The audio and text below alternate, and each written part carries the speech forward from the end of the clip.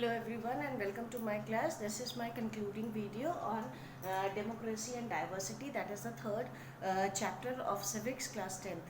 Civics of class 10th, right?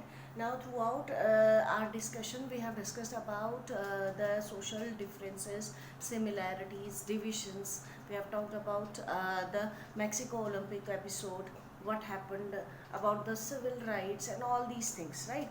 Now let's conclude this chapter with the topic politics of social divisions. When we think about the politics and social division, the first thing which comes to our mind is that an explosive situation, because we have seen leaders using social divisions for their own benefit, for gaining votes of the people, and this is an explosive situation if the divisions are used in politics.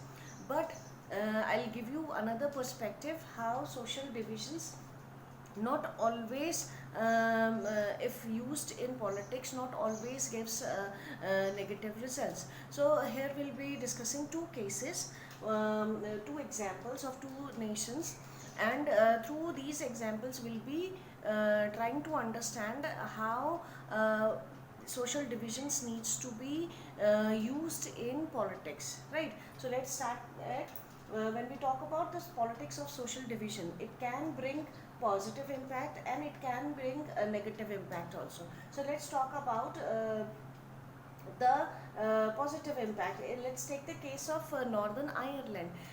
Remember when we have, if you have seen my video on how the United Kingdom formed, I have discussed that how the Ireland is merged with United Kingdom, right? Ireland is a nation, small nation where the population is more of Catholics and less of Protestants. But it was due to the interference of the England that the Protestant, when the Protestant government formed in Ireland, they decided to merge with United Kingdom, and they accepted the dominancy of England, and it became part of United Kingdom.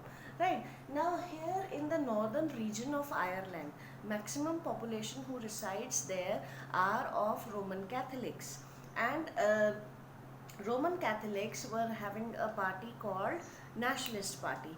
Now this party demanded, repeatedly demanded, that northern region of Ireland should be merged with the Republic of Ireland. Means the Ireland should have its own republic, and no, the Catholics residing in the northern region of Ireland, they should merge with them. They should accept only the Republican government in Ireland.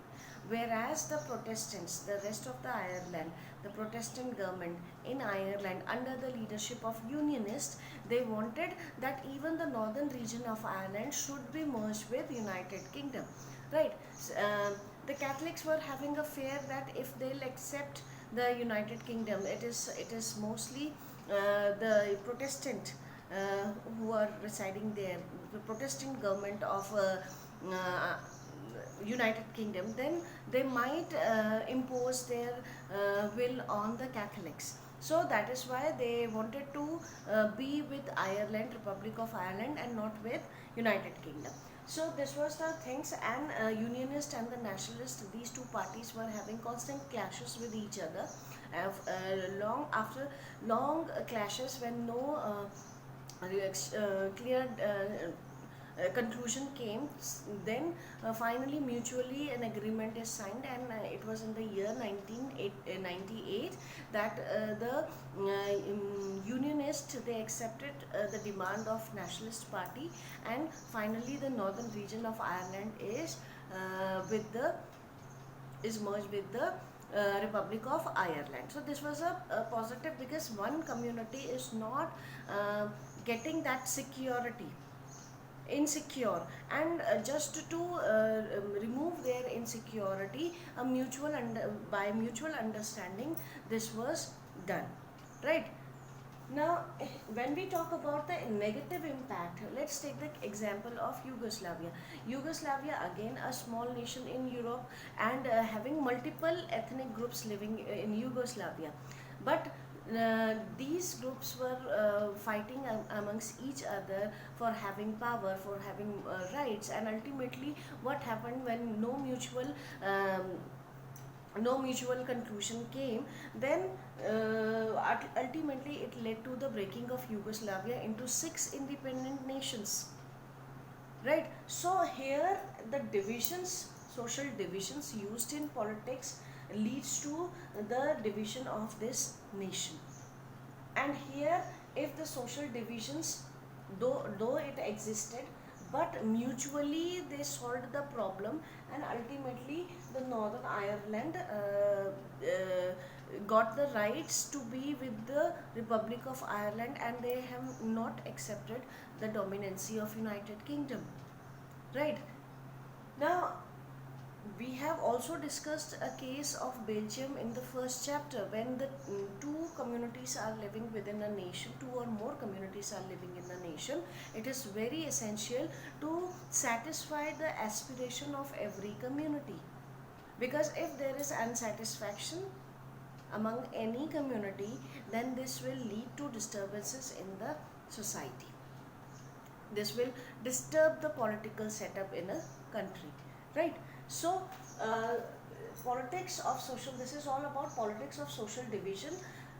Through these example, few things are very obvious, that in democracy, how the problem of a community is raised, and how people uh, raise such demand in front of government, and what is the reaction of the government becomes very important, right? So here we'll discuss about the 3 determinants, the last topic of this chapter, that how to use division, the issue of social division in a correct manner in politics, right? Because politics of a nation reflects the society of that nation, right? So first thing which is very important is that the citizens of that nation, how they perceive their identity, how a person is perceiving his or her identity. If he is uh, just perceiving his identity as a normal individual,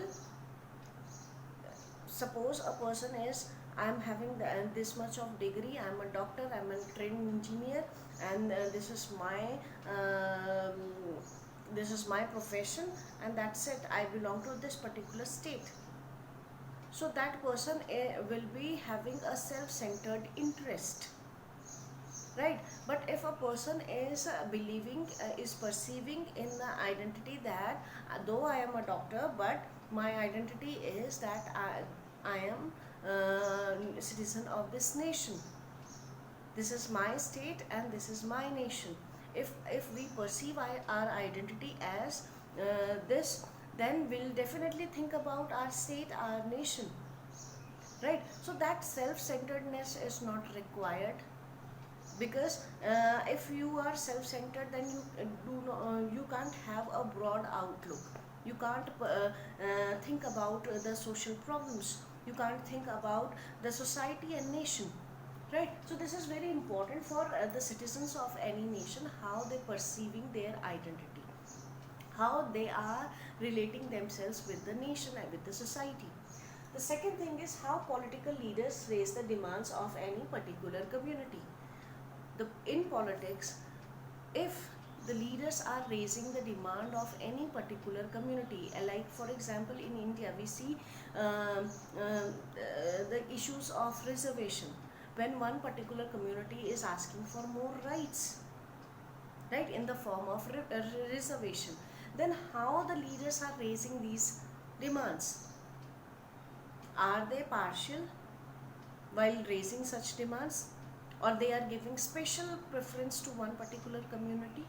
So all these things, when any demand of a particular community is raised, it has to be raised in a proper manner without harming the interest of other communities, right? Then third is the government reacts to the demands of community. It's not that one by one every community is demanding certain rights from the government, and government is easily giving those rights to every community. No. it is very important that what the government thinks about how it is reacting to the demands of particular community. If the demand is not according to the law, if it is disturbing the rights of other community, if it is harming the society, then such demands should not be accepted by the government. But for example, if we talk about the reservation itself, then we'll see that reservation, though reservation to particular communities are given by the government, but after seeing that whether they deserve that reservation or not, is their demand is appropriate or not. If we give special rights to some particular community, then whether it is harming other communities interest or not. So all such things needs to be considered before giving any reaction to the any particular community. So if these things or these pillars of the democracy, the people, the leaders, the government, if they'll think in a positive manner, if they project themselves in a positive manner, if they think about the nation and society first, then only the politics can bring positive results in the society. But if the interests are self-centered, then it will lead to the negative impact in the society. So this is all about this chapter, democracy and diversity. I hope you like the lecture. Please like, share and review, and please subscribe this channel. Thank you.